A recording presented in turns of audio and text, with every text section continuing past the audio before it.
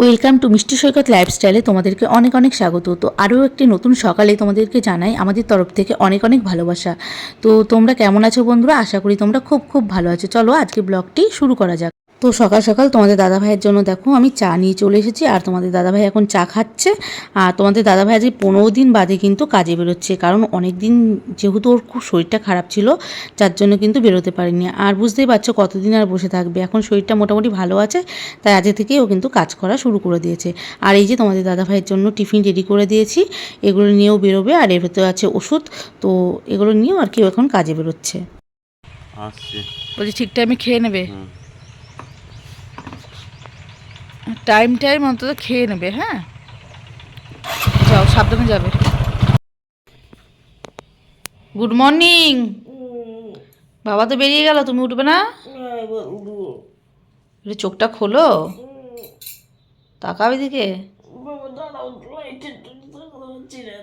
লাইটে দেখতে পাচ্ছ না? আমি তো বাবা বেরিয়ে যেতে তোমাকে ডাকছি, উঠে পড়ো। চলো, ব্রাশ ট্যাশ করবে তো? অবশেষে আমার স্যার ঘুম থেকে উঠলো। বাবা, ও অমন করছো কেন চোখটা? এখনো ঘুম পাচ্ছে। তো আমার স্যার ঘুম থেকে উঠলো, এখন ব্রাশ করবে। তো চলো আমার স্যার ব্রাশ করে নিক। চলুন যান, ব্রাশ করে নেন। এখনো ঘুম পাচ্ছে, বললে আবার ঘুমিয়ে পড়বো। যাও ব্রাশ করে নাও। হ্যাঁ শোনা, তোমাদের দাদাভাই বেরিয়ে গেল, আর আমি এদিকে ঘরের কাজকর্ম শুরু করে দিয়েছি। আর বাবাই সোনাকে তো খেতে দিয়ে দিয়েছি। খাবার দেওয়ার পরে আমি এদিকে বিছানার চাদরটা চেঞ্জ করে নিচ্ছি। অনেক দিন ধরে কিন্তু বিছানার চাদর চেঞ্জ করা হয়নি, তার জন্য আজকে কিন্তু একটু চেঞ্জ করে নিচ্ছি। আর তোমাদের দাদাভাই সকালবেলা খাবার রেডি করার আগে কিন্তু আমি আরও একবার ঘর ঝাড় দিয়ে নিয়েছিলাম, আর এখন আরেকবার কিন্তু ঘরদোর পরিষ্কার করে নিচ্ছি। আজকে তোমাদের দাদাভাই ডক্টর দেখিয়ে তারপরে কিন্তু বাড়ি আসবে। কাজ করে আজকে একটা ছোট্ট ভাড়াই গেছে, তো সেখান থেকে ফেরার পথে ডক্টর দেখিয়ে চলে আসবে। আর আমার যাওয়ার কথা ছিল, কিন্তু তোমাদের দাদাভাই বললো আজকে আর তোমাকে যেতে হবে না। তার কারণ সেদিনকে তোমরা বুঝতেই পারছো, আমি যাওয়াতে কিন্তু আমাদের ফিরতে ফিরতে 5টা বেজে গেছিলো, আর আমার সোনা বাবার কিন্তু খাওয়া দাওয়া খুবই অসুবিধা হয়ে গেছিলো। তার জন্য তোমাদের দাদাভাই বললো আজকে তো শুধুমাত্র রিপোর্ট, আজকে তার রিপোর্ট দেখিয়ে চলে আসবো, তোমাকে আজকে আর যেতে হবে না। আমি বললাম ঠিক আছে, তাহলে ওষুধপত্র যেগুলো দেবে সেগুলো কিন্তু অবশ্যই তুমি কিনে নিয়ে তারপরে বাড়ি চলে আসবে। তো যাই হোক, এই জন্য আমি আজকে আর বেরোইনি। আজকে আমি নিজের বাড়ির কাজকর্মগুলোই করছিলাম। ঘরদোরটা একটু ভালো করে পরিষ্কার করে নিচ্ছি। তারপরে দেখো আমি রান্না করতে চলে আসলাম। আর আজকে দেখো আমি এখন ভাত বসিয়ে দিয়েছি, আর তোমাদের দাদাভাইকে তো তখন টিফিন দিয়ে দিয়েছিলাম, ও বাড়িতে এসে কিন্তু আজকে খাওয়া দাওয়া করবে। তারপরে এখানে আছে হচ্ছে মাছ। আজকে অনেক দিন পরে আমরা মাছ রান্না করছি। অনেক দিন মাছ কেনা হয়নি, যেহেতু তোমাদের দাদাভাই বললাম শরীরটা খারাপ ছিল, তো সকালে উঠেও মাছ আনতে যেতে পারছিল না। আমাদের এখানে কিন্তু একবারই মাছ কিনতে পাওয়া যায়, সেটা হচ্ছে সকালবেলায়, তার জন্যই আমাদের মাছ কেনা হচ্ছিল না। তো যাই হোক, আজকে রান্না হবে মাছ, আর বেগুন ছিল, তো আলু বেগুন দিয়ে মাছ দিয়ে তরকারি, এটাই আজকে রান্না করেছি। আর আমি এদিকে রান্না করছি, আর আমার বাবাই সোনা দেখো কী করছে। আমার বাবাই সোনা কিন্তু হাঁটাহাঁটি করছে, আর হাঁটতে হাঁটতে পুরো ঘেমে গেছে। কারণ ওকে বলছি যে বাবা একটু জোরে জোরে হাঁটো, তো ও অনেকক্ষণ ধরে কিন্তু অনেক জোরে জোরে হাঁটাহাঁটি করছিল। তারপরে এখন আমি যখন ভিডিওটা নিচ্ছি তখন ও কিন্তু খুব আস্তে আস্তে হাঁটছে, তার কারণ ও কিন্তু খুব ক্লান্ত হয়ে গেছে। এবার হচ্ছে ও বসে পড়বে। আর দেখো তারপরে আমার রান্না হয়ে গেছে, আমি কিন্তু আলু বেগুন মাছ দিয়ে তরকারি করেছি। কেমন হয়েছে তোমরা বলো। তো আমার সোনা বাবা খেতে বসে গেছে। আমার সোনা যে কী দেখাচ্ছ? মাছ। কেমন লাগছে? ভালো। কদিন পর মাছ দিয়ে খাচ্ছি। অনেকদিন পর বলো মাছ দেখাচ্ছ। তো আমাদের তো মাছ কেনাই হয় না, কতদিন পর মাছ কেনা হলো।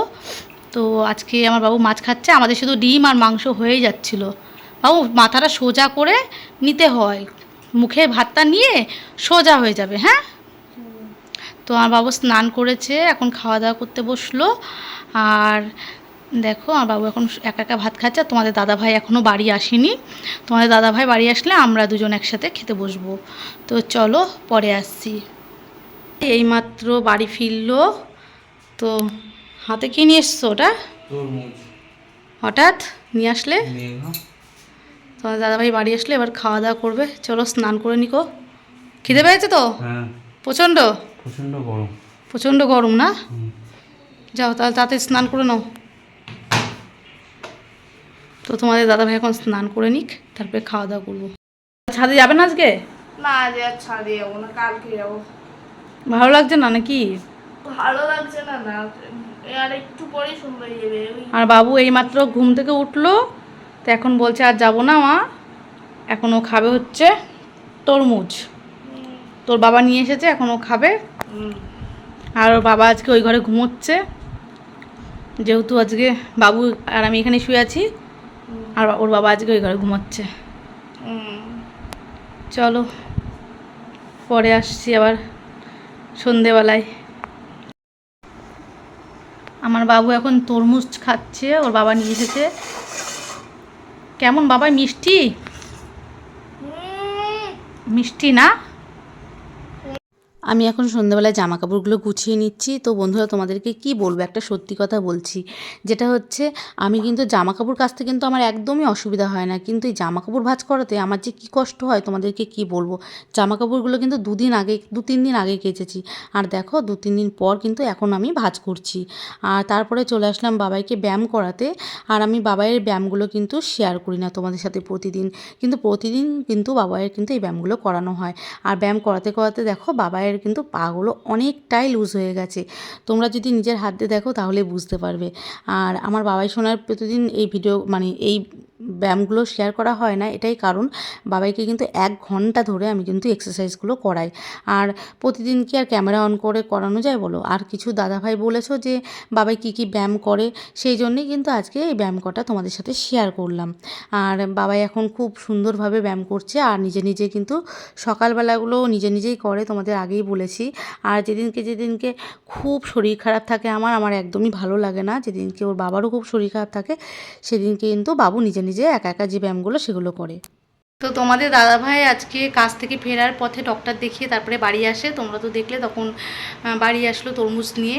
তো একবারে ডক্টর দেখিয়ে বাড়ি এসেছিলো, আর ডক্টরবাবু দেখে বলেছিল যে যেহেতু ওর ক্রনিক কিডনি ডিজিজ, তো সেই জন্য পিটিআই বলে যে টেস্টটা বেশি এসেছিলো, তো আমি যার জন্য খুবই টেনশন করছিলাম। তো ডক্টরবাবু বলেছে যে ক্রনিক কিডনি ডিজিজ যাদের থাকে তাদের নাকি পিটিআই লেভেলটা একটু বেশিই থাকে।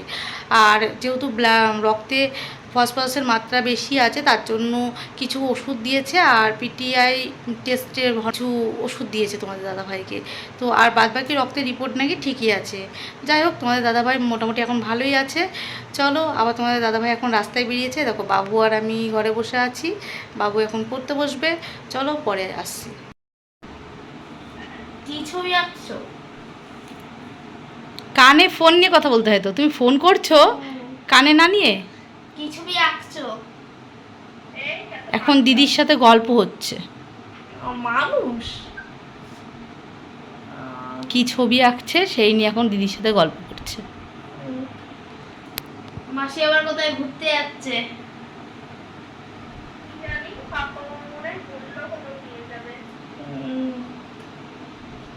রংদলে কোন সময় এসেছিল? আমি এখন রাতের খাবার বানাচ্ছি, আর প্রতিদিনকার মতো আজকে আমি রুটিই বানাচ্ছি। আমাদের রুটি তরকারিই খাওয়া হবে। আর বন্ধুরা, আজকের ব্লগটা এখানেই শেষ করব। তো তোমাদের সারাদিনের ব্লগটা কেমন লাগলো তোমরা কিন্তু অবশ্যই সবাই জানিও। আর আজকের মতো ভিডিওটা এইটুকুনই, চলো বাই।